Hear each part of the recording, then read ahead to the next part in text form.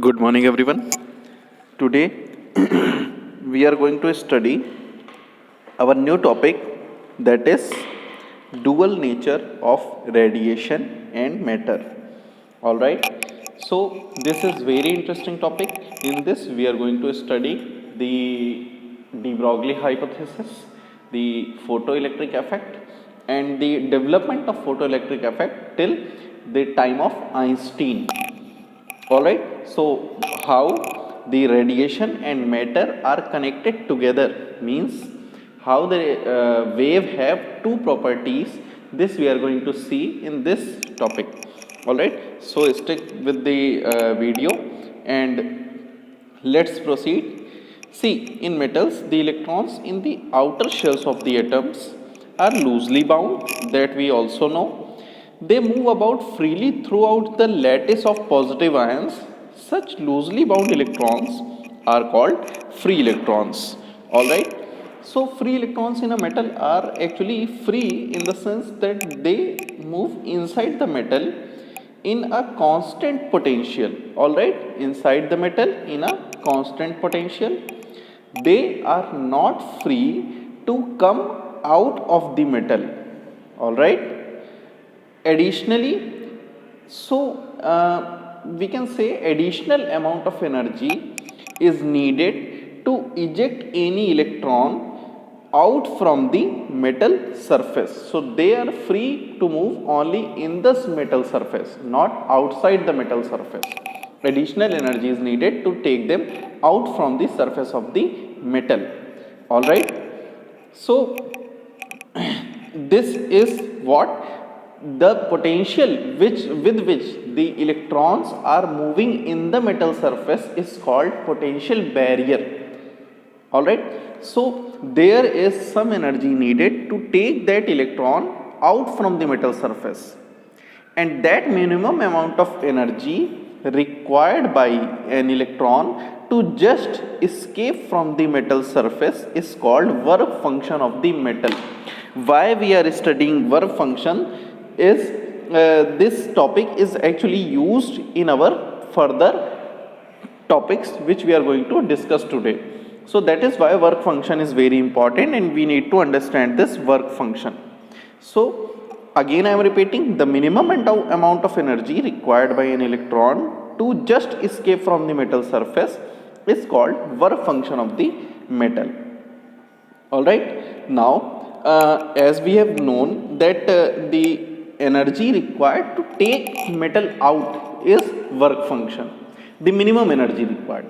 So in what unit this energy is calculated? The work function is calculated, or we can say measured, in electron volts. This we are going to study next. So the work function depends on two quantities, that is the nature of the metal. किन किन चीज़ों पे depend करता है? This I am writing here. Depends upon nature of metal, and second is the condition of its surface. किस तरह की conditions में वो, एक्सटर्नल कंडीशन में वो सरफेस है. Alright. So next is the electron volt. What is electron volt? Electron volt is simply a unit of measuring the energy. Alright. So 1 electron volt is the kinetic energy gained by an electron when it is accelerated through a potential difference of 1 volt. Alright. So as we have seen, the energy, I am writing it, the energy E is equals to the energy required to accelerate this electron with potential difference of 1 volt. So E is equals to QV, potential difference should be 1 volt, and Q is the charge of electron. Put it here, 1.602 into 10 to the power minus 19 coulomb multiplied by 1 volt, and it is equals to 1.602 into 10 power minus 19 coulomb into volt, it is joules. So 1 electron volt is actually equals to this much joule of energy. This will be used in our nuclear physics and atomic physics both. So there are different threshold energy or the work function for different type of metal, यानी caesium के लिए अलग, copper के लिए अलग, iron के लिए अलग और सिल्वर के लिए अलग. All right. So there are different type of different values of work function. Now as we have introduced through electron volt, now come to our important topic that is we are going to study today, that is photoelectric effect. So what is photoelectric effect? See, this phenomena, photoelectric effect, was first observed by Heinrich Hertz. You must have heard about Hertz. Hertz जो unit होती है frequency की, वो एक scientist के नाम पे है. That scientist name is Heinrich Hertz. I am writing it here.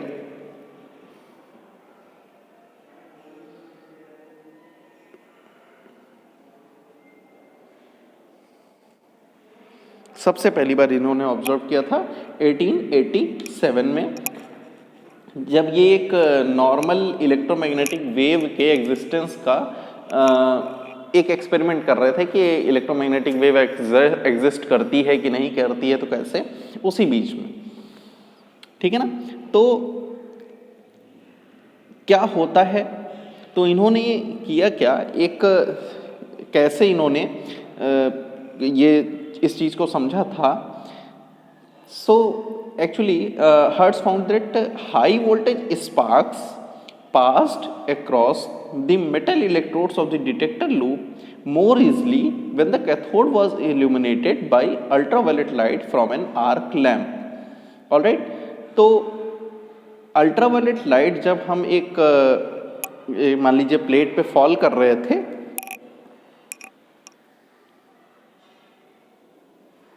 मान लीजिए एक ये है हमारा प्लेट, ठीक है, यहाँ पे है, और हमने इस वाले उस पे यूवी रेडिएशंस फॉल कराई, तो यहाँ से यहाँ चार्जेस इस प्लेट पे, ठीक है ना, एक स्पार्क हम भेजना चाह रहे थे.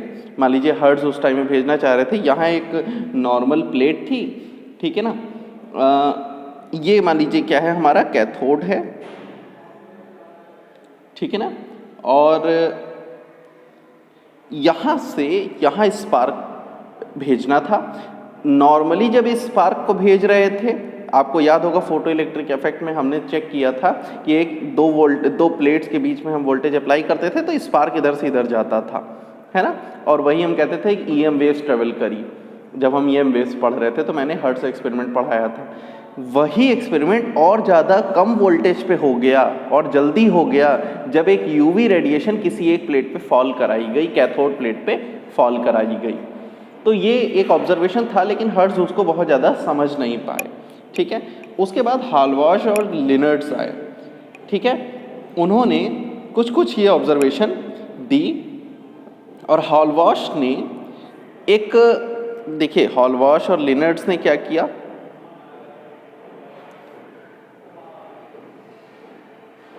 इन्होंने एक जिंक प्लेट ली, ठीक है. जिंक प्लेट को एक इलेक्ट्रोस्कोप से जोड़ा. ये क्या है, एक इलेक्ट्रोस्कोप.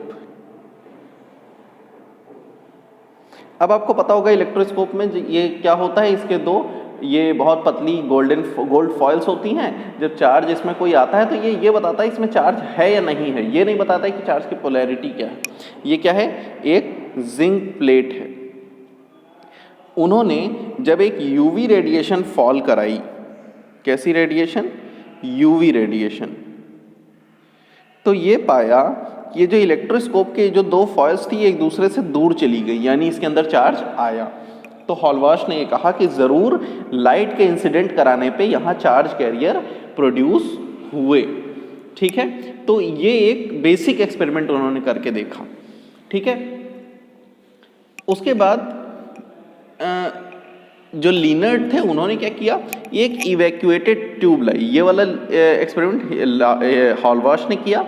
उसके बाद लिनर्ड ने क्या किया, एक इवैक्यूएटेड ट्यूब यानी अंदर वैक्यूम था, इसके कैथोड पे, ये कैथोड है ना, कैथोड पे ये वैक्यूम के अंदर है यहाँ पे, और ये एनोड है हमारा, ये एनोड है, ये कैथोड है, और एक बैटरी लगाई हुई थी।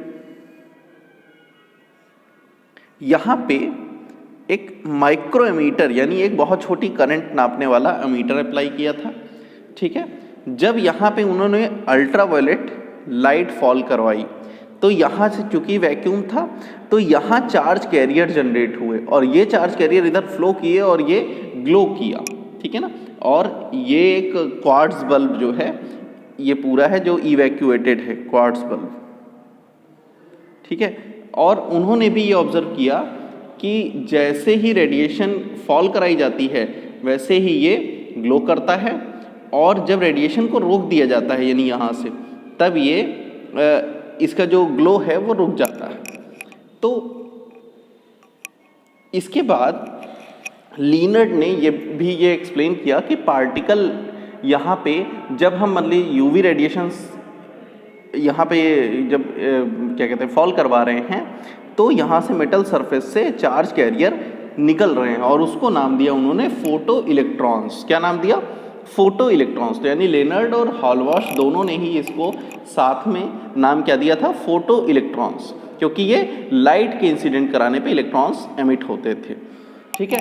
तो यहाँ से एक डेफिनेशन उन्होंने दी लिनर्ड ने कि the phenomena of emission of electrons from a metal surface when electromagnetic radiations of sufficiently high frequency are incident on it is called photoelectric effect.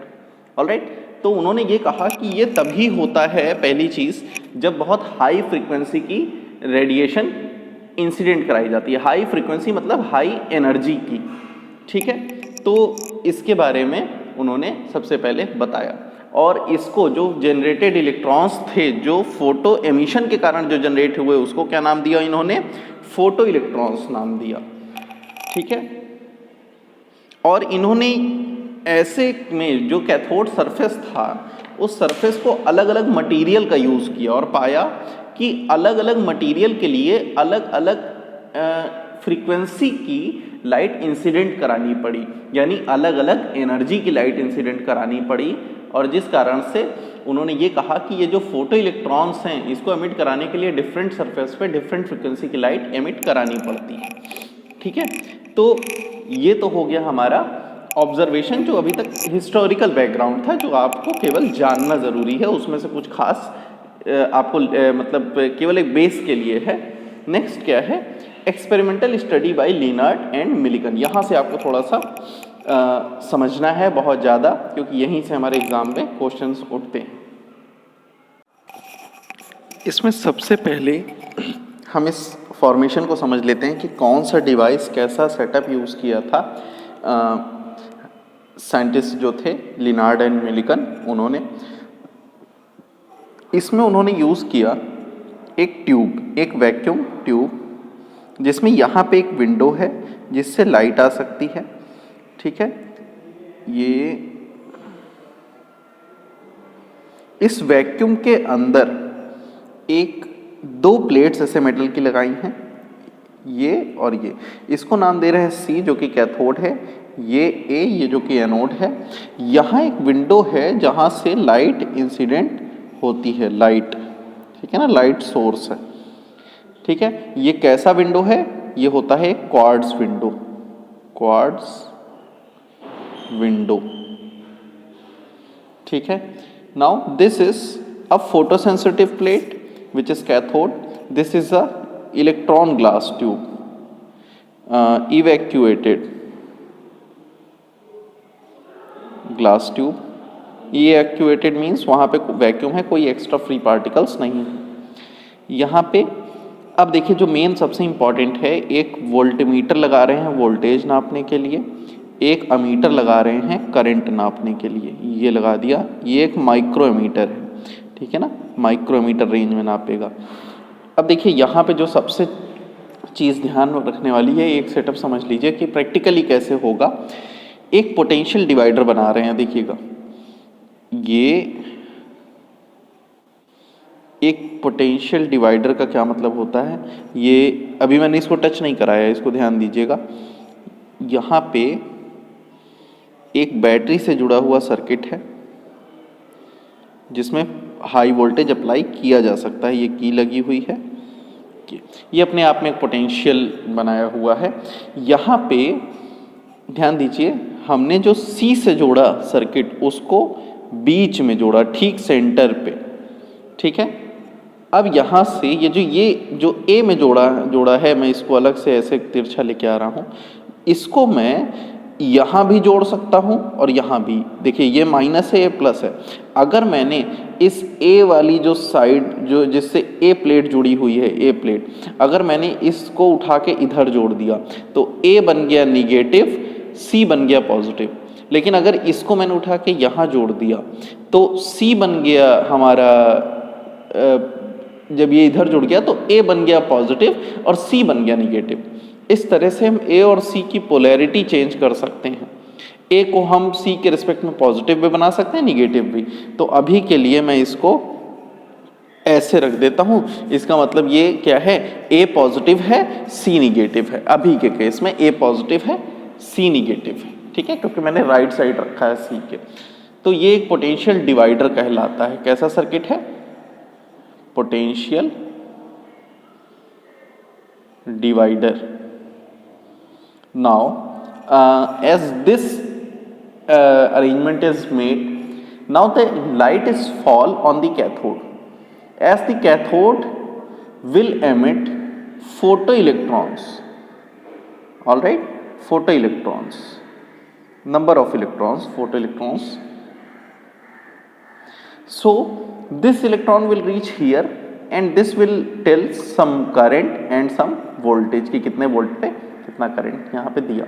जैसे जैसे लाइट की, देखिए हम यहाँ क्या क्या चेंज करेंगे, इंटेंसिटी में परिवर्तन कर सकते हैं बिना फ्रीक्वेंसी चेंज किए, इंटेंसिटी में परिवर्तन बिना फ्रीक्वेंसी चेंज किए। फ्रीक्वेंसी में परिवर्तन कर सकते हैं बिना इंटेंसिटी चेंज किए। कैसे, दूसरी लाइट यूज करेंगे दूसरी फ्रीक्वेंसी की। पोटेंशियल अलग अलग लगा सकते हैं, ठीक है। तो ये सारी चीजें अब हम करके देखने वाले हैं। तो इस पूरे अरेंजमेंट में हमें जो करंट मिलती है उसको करंट क्या कहते हैं, फोटो करंट। क्या कहते हैं, फोटो करंट। यही हम अभी सारी चीजें स्टडी करेंगे। So firstly this is the arrangement for the experiment. Now first come to the effect of intensity of light on photo electric current. ये जो करंट पैदा हुई फोटो इलेक्ट्रॉन्स के फ्री होके आगे बढ़ने से, इसमें सबसे पहले किसका इफेक्ट देखें, इंटेंसिटी ऑफ लाइट का। देखिए फ्रीक्वेंसी और इंटेंसिटी में कंफ्यूज मत होइएगा। Intensity of light is different thing, it depends upon the amplitude of the wave, not the frequency, ठीक है। So if we fix the frequency, if frequency fixed, क्या कर दिया, फ्रीक्वेंसी को फिक्स कर दिया। और क्या किया गया, accelerating potential difference between the two electrode is also kept fixed. Accelerating potential जो था, जो पोटेंशियल हम अप्लाई कर रहे थे, इट इज ऑल्सो फिक्स्ड। तो हमने ये पाया कि अगर हम फ्रीक्वेंसी और पोटेंशियल को कांस्टेंट रखते हैं, फ्रीक्वेंसी लाइट की, पोटेंशियल जो हम अप्लाई कर रहे हैं उसको कांस्टेंट रख दें, फिक्स कर दें, और इंटेंसिटी ऑफ लाइट को बढ़ाएं, intensity of light here, and here it is photoelectric current. All right, photoelectric current। तो हमें क्या मिलता है, ये एक स्ट्रेट लाइन मिलता है, means it is directly proportional, ऐसे स्ट्रेट लाइन। ये ऐसा क्यों हुआ, इसको समझते हैं। जब आप देखिए, जब आप इंटेंसिटी चेंज करते हैं और उसके बाद फोटो इलेक्ट्रिक करंट बढ़ती चली जाए, इसका मतलब क्या है, करंट किस पे डिपेंड कर रही है, नंबर ऑफ इलेक्ट्रॉन्स पे, ठीक है, समझ रहे हैं। Photo electric current is directly proportional to the number of photo electron, क्योंकि जितने ज़्यादा इलेक्ट्रॉन होंगे उतनी ज़्यादा करंट, यही तो होता है ना, जितने इलेक्ट्रॉन ज़्यादा होते हैं वही current, I equals to NeAVD, अगर आपको फॉर्मूला याद हो नंबर ऑफ इलेक्ट्रॉन्स के प्रोपोर्शनल। तो photo current is proportional to photo electron, ये मैं सिंबॉलिकली लिख रहा हूं, इस तरह आपको नहीं लिखना है, as photo current is proportional to photo electron, ठीक है, एमिटेड पर सेकेंड, एमिटेड पर सेकेंड, यही तो होता है। This implies that the number of photo electrons emitted पर सेकेंड, इसका मतलब यही तो निकला कि number of photo electrons emitted पर second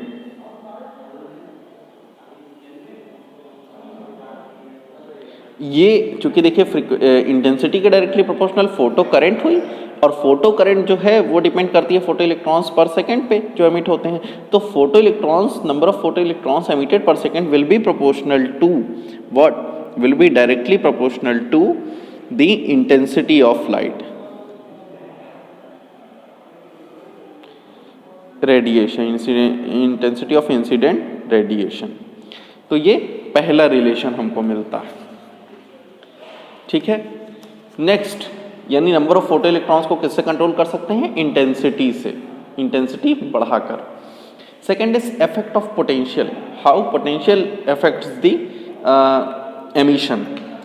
C here I am making graph, then we will discuss this. ये है, ये हो गया, इस एक्सिस पे ये एनोड पोटेंशियल, मैंने आपको बताया था एनोड पोटेंशियल को हम पोटेंशियल डिवाइडर का इस्तेमाल करके पॉजिटिव भी कर सकते हैं C के रिस्पेक्ट में और निगेटिव भी कर सकते हैं, and it is anode potential in negative, left side में है, तो इसको नाम दे रहे हैं हम लोग क्या, रिटार्डिंग पोटेंशियल। ये वही एनोड पोटेंशियल है जब निगेटिव अप्लाई किया जाता है, यानी 5 वोल्ट की जगह -5 वोल्ट C के रिस्पेक्ट में, ठीक है। And here on Y axis again photo current, photo current. So now let's discuss this. See the photo current increases with the increasing potential. जब जब हम जो A के बीच का पोटेंशियल है, यानी A और C के बीच का जो पोटेंशियल है, जब A में C के रिस्पेक्ट में एनोड पे जो हमने पीछे जो ट्यूब बनाया था उसको याद रखिएगा, A पे जब हम पोटेंशियल बढ़ाते जाते हैं तो ज़्यादा से ज़्यादा, देखिए होता क्या है, वो जो इलेक्ट्रॉन्स हैं A पॉजिटिव है तो C से ज़्यादा इलेक्ट्रॉन अट्रैक्ट होंगे A की तरफ, ठीक है। C से ज़्यादा इलेक्ट्रॉन्स होंगे अट्रैक्ट A की तरफ। हमने इंसिडेंट लाइट की इंटेंसिटी नहीं चेंज किया, इंटेंसिटी नहीं चेंज किया, इसका मतलब नंबर ऑफ इलेक्ट्रॉन्स नहीं चेंज किए, लेकिन जल्दी से जल्दी उसको ज़्यादा से ज़्यादा इलेक्ट्रॉन्स को खींचा A की तरफ। तब क्या हुआ, जितने ज़्यादा इलेक्ट्रॉन्स A की तरफ खींचेंगे उतनी तेज़ी से उतनी ज़्यादा करंट बढ़ेगी, यानी करंट पहले 0 से बढ़ेगी, फिर एक निश्चित वैल्यू पे पहुंच के कांस्टेंट हो जाएगी। इंटेंसिटी I1 थी अगर पहले से, तो इंटेंसिटी तो फिक्स रखा ना हमने। इसी तरह मान लीजिए हमने इंटेंसिटी पहले बढ़ा दिया, कुछ और कर दिया, फिर उस पर फिक्स कर दिया उस इंटेंसिटी पे, लाइट की इंटेंसिटी पे जो हम इंसिडेंट करा रहे हैं कैथोड पे, ठीक है। कैथोड पे जो हम इंसिडेंट कराते हैं उस लाइट की इंटेंसिटी को हमने थोड़ा सा बढ़ा दिया। इंटेंसिटी बढ़ाने पे नंबर ऑफ चार्ज कैरियर ज़्यादा हो गए, तो अब उतने ज़्यादा चार्ज कैरियर को एनोड से पोटेंशियल बढ़ाते गए, तो वो ज़्यादा चार्ज कैरियर थोड़ी सी इस इंटेंसिटी से ज़्यादा करंट थोड़ी सी फ्लो कराएगा और उसको ज़्यादा से ज़्यादा खींच के एनोड पे सारे इलेक्ट्रॉन जब आ जाएंगे तब अब और कोई इलेक्ट्रॉन तो है नहीं, क्योंकि सारे इलेक्ट्रॉन को तो एनोड ने खींच लिया, तब ये फिक्स करंट उसी में जितने चार्ज कैरियर हैं वही फ्लो करते रहेंगे, तो फिर से सैचुरेट कर दी जाएगी, यानी एक सैचुरेशन करंट फ्लो करेगी I2 इंटेंसिटी के लिए, है ना। ये करंट नहीं है, इंटेंसिटी शो कर रहा है जो फिक्स है, ठीक है ना। अलग अलग फोटो करंट पहले थोड़ी सी बढ़ती है फिर फिक्स हो जाती है। ये क्यों कर रहा है कि अलग अलग इंटेंसिटी पे नंबर ऑफ कैरियर्स तो थोड़े ज़्यादा बढ़ रहे हैं, इससे करंट की वैल्यू थोड़ी बढ़ के मिल रही है। लेकिन समस्या एक है कि एक बार जब सारे इलेक्ट्रॉन्स यूज़ होने लग जाते हैं करंट फ्लो करने में, तब और इलेक्ट्रॉन्स तो प्रोड्यूस हो नहीं रहे क्योंकि इंटेंसिटी तो हमने फिक्स कर दिया। तो चार्ज कैरियर से करंट फिक्स हो जाती है, एक फिक्स सैचुरेटेड करंट हमको मिलने लग जाती है। ठीक है, क्योंकि पोटेंशियल हमने थोड़ा सा बढ़ा के खींच तो लिया, लेकिन चार्ज कैरियर हमने इंटेंसिटी को फिक्स करके फिक्स कर दिया है। ठीक है, रिस्ट्रिक्ट कर दिया है चार्ज कैरियर। अब अगर यही पोटेंशियल मान लीजिए हम एनोड को कैथोड के रिस्पेक्ट में निगेटिव कर दें, तो अब क्या होगा। मैं एक बार रफ फिगर थोड़ा सा बना देता हूँ। ये था, ठीक है, एक ट्यूब थी, यहाँ पे ये विंडो था, यहाँ से लाइट आ रही थी, ये एनोड था, ये कैथोड। अब मैंने इसको निगेटिव कर दिया कैथोड के रिस्पेक्ट में। यहाँ से जो इलेक्ट्रॉन्स चल रहे थे, अब ये निगेटिव हो गया इसी के रिस्पेक्ट में, तो जो चार्ज कैरियर यहाँ लाइट के इंसिडेंट होने के कारण यहाँ से जो इलेक्ट्रॉन फ्री हुए, उनको ये चूंकि खुद में निगेटिव हो गया क्योंकि मैंने यहाँ पे इसको सी के रिस्पेक्ट में निगेटिव कर दिया, तो ये इन इलेक्ट्रॉन्स को यहाँ आने से रोकेगा, है ना। और जब रोकेगा तो कुछ जो बहुत, अब देखिए ये रोकना चाहता है, लेकिन कुछ पावरफुल इलेक्ट्रॉन हैं जो बहुत एनर्जेटिक हैं, जिनकी एनर्जी ज़्यादा है, वो यहाँ पहुँच जाएंगे। और अगर मैंने इसको और वोल्टेज थोड़ा बढ़ाया तो बहुत ज़्यादा एनर्जी वाले ही केवल यहाँ तक पहुँच पाएंगे और जो कम एनर्जी वाले थे वो रुक जाएंगे, है ना। फिर मैंने और पोटेंशियल बढ़ा दिया तो जो सबसे ज़्यादा एनर्जी वाले चार्ज कैरियर थे यानी इलेक्ट्रॉन्स थे वो रुक गए, वो भी रोक लिए गए। अब ये एनर्जी वाले इलेक्ट्रॉन्स का क्या मतलब है, देखिए मान लीजिए यहाँ पे जो कैथोड सरफेस था उसमें से इलेक्ट्रॉन को निकालने के लिए कितनी एनर्जी चाहिए थी, 10 वोल्ट, मान लीजिए 5 जूल एनर्जी चाहिए थी, और मैंने यहाँ से एनर्जी जो दी वो 8 जूल एनर्जी दे दी लाइट से। लाइट की फ्रीक्वेंसी होती है ना अपनी, और फ्रीक्वेंसी मतलब एनर्जी, E=h न्यू, है ना। तो लाइट से मैंने कुछ एनर्जी दी, मैंने 8 जूल एनर्जी दे दी, तो 5 जूल एनर्जी खर्च हुई इलेक्ट्रॉन को निकालने में, और बची हुई 3 जूल एनर्जी कहाँ चली गई, जो इलेक्ट्रॉन निकला उसी इलेक्ट्रॉन को आगे एक्स्ट्रा एनर्जी देने में, जो उसकी काइनेटिक एनर्जी बन जाती है। यानी हर इलेक्ट्रॉन जो निकलता है वो थोड़ी सी एक्स्ट्रा एनर्जी अगर पाया हुआ है तो वो उतनी एनर्जी कहाँ रखे हुए है, अपनी काइनेटिक एनर्जी के फॉर्म में रखे है और आगे बढ़ रहा है। तो जिसके पास जितनी ज़्यादा काइनेटिक एनर्जी होगी वो उतने ज़्यादा उल्टे पोटेंशियल को, यानी यहाँ निगेटिव पोटेंशियल को कवर अप कर पाएगा और यहाँ तक पहुँच पाएगा। जिसके पास जितनी ज़्यादा एनर्जी काइनेटिक वाली, वो यहाँ तक उतना पहुँचेगा। तो अब आप सोचिए, जैसे जैसे हम निगेटिव पोटेंशियल को ए पे बढ़ाते जाएंगे, इस साइड वाले पे बढ़ाते जाएंगे, वैसे वैसे ज़्यादा एनर्जेटिक इलेक्ट्रॉन्स तो यहाँ पहुँचेंगे, लेकिन कम एनर्जी वाले इलेक्ट्रॉन्स कम होते जाएंगे, यानी करंट की वैल्यू घटती जाएगी। मान लीजिए इसी वाले के लिए हमने वोल्टेज को नीचे किया और घटाते जाएगा, और फ्रिक्वेंसी फिक्स है, हमने जिस फ्रिक्वेंसी की लाइट इंसिडेंट कराई थी उसको चेंज नहीं किया है। यानी जो इलेक्ट्रॉन्स को एनर्जी मिलनी थी वो एक बार मिल चुकी है, एक्स्ट्रा एनर्जी नहीं मिल रही है। ठीक है, तो अब हम क्या करते हैं, अगर हम ज़्यादा इलेक्ट्रॉन वाले, मतलब ज़्यादा इंटेंसिटी वाले, यानी नंबर ऑफ चार्ज कैरियर ही तो यहाँ ज़्यादा हैं। अगर ये I1 I2 I3 इंटेंसिटी है ना कि करंट है, तो जितने ज़्यादा नंबर ऑफ चार्ज कैरियर हैं, यहाँ कैरियर की संख्या ज़्यादा है, उनकी एनर्जी में कोई परिवर्तन नहीं है। यानी उनको रोकने के लिए जो एनर्जी चाहिए, पीछे साइड ज़्यादा से ज़्यादा एनर्जेटिक इलेक्ट्रॉन जो होगा उसकी भी एनर्जी इसके लिए और इसके लिए सेम रहेगी। क्यों? क्योंकि हमने एनर्जी सबको अलग अलग नहीं दिया है, हमने नंबर ऑफ चार्ज कैरियर अलग अलग निकाले हैं, इंटेंसिटी अलग अलग रख के। यहाँ I3 ज़्यादा है, I2 उससे कम है और I1 सबसे कम है। नंबर ऑफ कैरियर बदल रहे हैं, लेकिन हर कैरियर के, हर चार्ज यानी हर इलेक्ट्रॉन के पास जो एनर्जी थी वो डिसाइडेड है, इसके लिए भी उतनी थी, इसके लिए भी उतनी, इसके लिए भी उतनी, हर इंडिविजुअल के पास। अगर सबसे तेज इलेक्ट्रॉन जो है, जो सबसे ज़्यादा एनर्जेटिक इलेक्ट्रॉन है, वो 5 जूल की एनर्जी, काइनेटिक एनर्जी लिए हुए है ना, वही यहाँ पे भी है, वही यहाँ पे भी है। तो यानी उसको रोकने के लिए जो वोल्टेज उल्टा वाला अप्लाई करना पड़ेगा, निगेटिव वाला, वो तीनों के केस में सेम रहेगा। मैंने उसको नाम दिया -V0। This -V0 is called stopping potential और कट ऑफ पोटेंशियल। ये क्या कहते हैं? स्टॉपिंग पोटेंशियल कहते हैं या कट ऑफ पोटेंशियल कहते हैं। मतलब समझ रहे हैं कि अब अगर हम इतना वोल्टेज उल्टा लगा दें, यानी ए को निगेटिव कर दें और ए पे माइनस वी नॉट वैल्यू लगा दें, तब यहाँ पे कोई भी इलेक्ट्रॉन नहीं पहुंच पाएंगे और यहाँ पे हमें करंट कितनी मिलेगी, जीरो करंट मिलेगी। लेकिन वो जीरो वोल्टेज पे नहीं मिली, वो निगेटिव वोल्टेज लगाने पे मिली, माइनस वी नॉट वोल्टेज लगाने पे मिली। जीरो वोल्टेज पे कुछ ना कुछ करंट तो मिल रही थी ना, जो आसानी से पहुंच जा रहे थे, खुद से इलेक्ट्रॉन यहाँ से यहाँ तक पहुंच जा रहे थे। ठीक है, तो ये हो गया हमारा इफेक्ट ऑफ पोटेंशियल।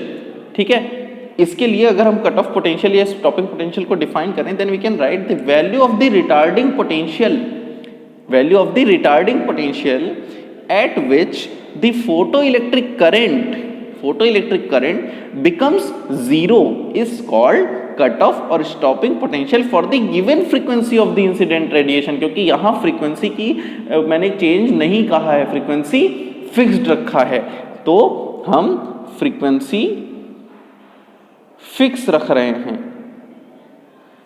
चेंज क्या कर रहे हैं, अलग अलग तीनों में क्या चेंज हुआ है, इंटेंसिटी चेंज करी गई है।